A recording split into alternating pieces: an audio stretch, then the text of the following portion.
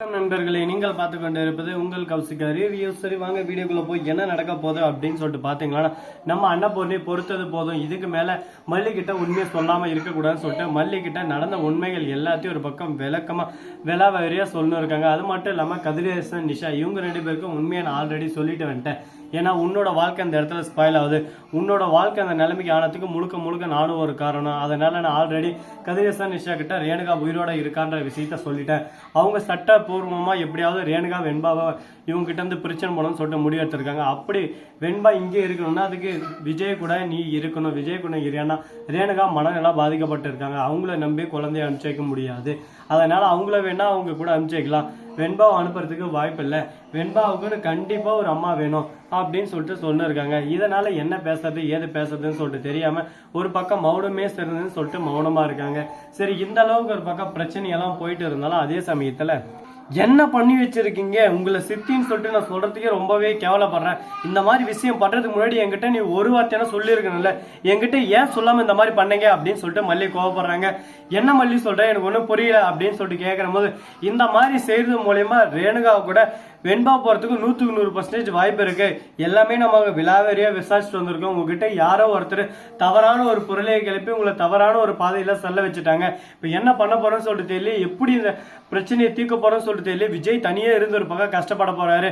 ஏன் மல்லி, நீ எப்பவுமே நீ கஷ்டப்படுறத நீ ஒத்துக்கவே மாட்டல. விஜய் கஷ்டப்படுறாரு மட்டும் தான் நீ யோசிக்கிறல்ல, உன்னோட வாழ்க்கை பீதானத்தை பத்தி நீ யோசிக்கவே மாட்டேன்றல அப்படின்னு சொல்லிட்டு நம்ம அன்னபூர்ணி பார்த்து கேட்கறாங்க. மல்லி எதுவுமே பேசவும் முடியாம மெல்லவும் முடியாம கெல்லவும் முடியாம துப்பவும் முடியாம சைலண்டா ஒரு பக்கம் அமைதியாவே நின்று இருக்காங்க. அதே சமயத்துல மறுபக்கம் என்ன நடக்குதுன்னு சொல்லிட்டு பாத்தீங்கன்னா, நம்ம வெண்பா வராங்க.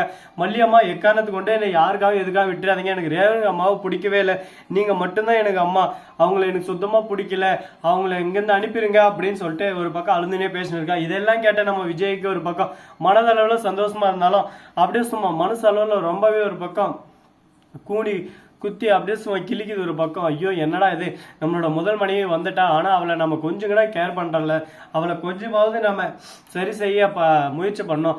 அவளை விட்டுட்டு நம்ம மல்லி கூட இருந்தாலும் தவறான விஷயம், மல்லியை விட்டுட்டு அவ கூட போயிட்டாலும் ஒரே அடியா என்னால ஒன்றும் இருக்காது, ரெண்டு பேரையும் எப்படியாவது வச்சு நம்ம காப்பாற்றி ஆகணும் அப்படின்னு சொல்லிட்டு ஒரு முடிவு எடுக்கிறாரு. ஏன்னா ரெண்டு பேரையும் விட முடியாது, ரெண்டு பேரும் இப்போ மனைவி தான். அதனால மல்லியை விட்டா மல்லியோட வாழ்க்கை ஸ்பாயிலர், ரேணுகா விட்டா ரேணுகாவோட வாழ்க்கை ஸ்பாயிலர். அதனால ரெண்டு பேரையும் ரெண்டு கண்ணா பார்த்து நம்ம விஜய் கண்டிப்பா ஒரு குறிப்பிட்ட நிலைமைக்கு கூட்டிட்டு போவாரு அப்படின்னு சொல்லிட்டு நாம நம்பலாம். ஏன்னா நம்பிக்கை தானே எல்லாமே. எங்க நம்பிக்கை அப்படின்ற ஒரு வார்த்தையால எவ்வளவு விஷயங்கள் ஓடிட்டு இருக்குங்க. ஆனா அது நிறைய பேருக்கு நிறைய விஷயங்கள் புரியாது.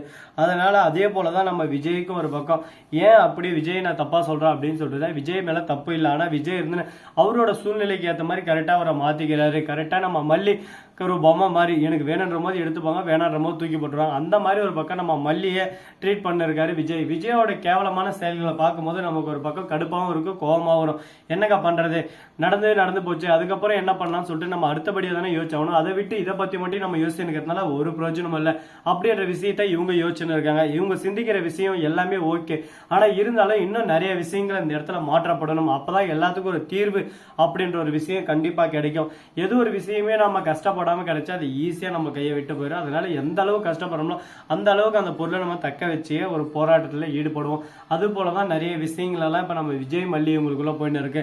நம்ம விஜய்க்கு மல்லி ஈஸியா கிடைச்சதுனால மல்லியோட அருமை தெரியல, மல்லியை விட்டுலாம்னு சொல்லிட்டு ஒவ்வொரு டைமும் இவருக்கு டைம் வரும்போது மல்லியை தூக்கி போட்டுறாரு. என்னடா இது, யாரையாவது சாமி இந்த டைரக்டரை அடிச்சு ஓட உடனே ஒரு பக்கம் அப்படின்னு சொல்லிட்டு ஒரு பக்கம் ஆடியன்ஸ் எல்லாம் ரொம்பவே கொலை வெறியில் இருக்காங்க. அதனால நம்ம டைரக்ட் சார் மட்டும் கண்ணில் படுற வெறியும் யாரும் விடாதீங்க, அவரை தேடி பிடிச்சி கழுத்து மேலே 4 வைங்க, என்ன சீரியல் எடுக்கிறீங்க அப்படின்னு சொல்லிட்டேன். ஏன்னா அப்பதான் என்னோட ஆத்திரமும் ஒரு பக்கம் அந்த இடத்துல முடிவுக்கு வரும்.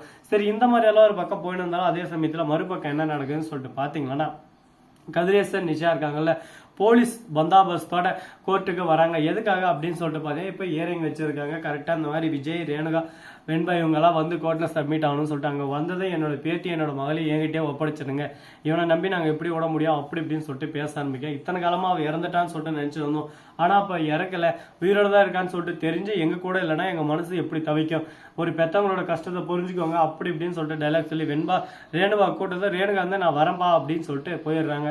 என்னடா இது, ரேணுகாவுக்கு ஆமா பெத்த அப்பாவை மட்டும்தான் ஞாபகம் இருக்கு, வேற யாரும் ஞாபகம் இல்லை, அதுவும் சுயநினைவோட இல்லை, அப்பான்ற ஒரு ஞாபகம் இருக்கு. அதனால ரேணுகா கூட்ட உடனே அந்த பக்கம் போயிடுறாங்க. நம்ம வெண்பா விடலாமான்னு சொல்லிட்டு பார்க்குறாங்க. வெண்பா ஆனோம்னா ரேணுகா அடிக்கிறாங்க, கத்தி எடுத்து திடீர்னு கொத்த போகிறாங்க.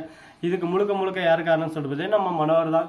ஏன்னா கோர்ட்லேயே உங்களுக்கு நான் சப்மிட் பண்ணி காட்டுறேன், நீங்கள் எப்படி ரேணுகா கூட அனுப்பிச்சிக்கலாம், ரேணுகா எங்கே பார்த்துறா கொஞ்சம் பாருங்கன்னு சொல்லிட்டு ரேணுகாவை கொஞ்சம் ட்ரிகர் பண்ணதான் உடனே பார்க்கணுமே. அவங்களோட ஆக்ஷன் எல்லாமே ரொம்பவே ஃபோர்ஸாக இருக்குது, அதனால் அவங்கள ஒன்றும் பண்ண முடியாது அப்படின்ற ஒரு சூழ்நிலை இப்போதைக்கு கடந்து போயின்னு இருக்குது. ஸோ நண்பர்களே, இந்த வீடியோ பிடிச்சிருந்தா லைக் பண்ணுங்கள், கமெண்ட் பண்ணுங்கள், டிங் பெல்லை தட்டி விட்டு போங்க. அப்போ தான் நான் போகிற அடுத்தடுத்த வீடியோ உடனுக்குடன் நோட்டிஃபிகேஷனில் வந்து கொண்டே இருக்கும். மிக்க நன்றி. தேங்க்ஸ் ஃபார் வாட்சிங். Tata, see you. நன்றி, வணக்கம்.